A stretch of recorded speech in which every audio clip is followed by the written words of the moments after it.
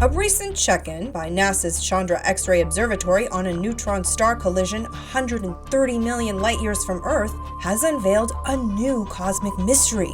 Astronomers have been keeping tabs on the cataclysmic event, the first of its kind ever seen, since it was first detected in 2017.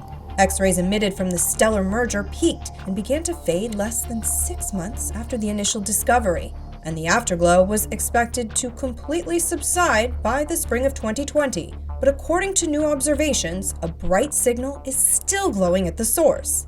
Now, astronomers think the afterglow could be a new form of a light never before seen, that of a massive kilonova explosion, and not the high-energy jets shot out from the collision as previously believed. It's also possible a new neutron star formed from the collision, which would be the largest such object known to date. Either scenario will prove to be an exciting discovery in astrophysics, giving scientists a deeper understanding of how matter behaves in super-dense neutron stars. The research was presented at the 237th meeting of the American Astronomical Society,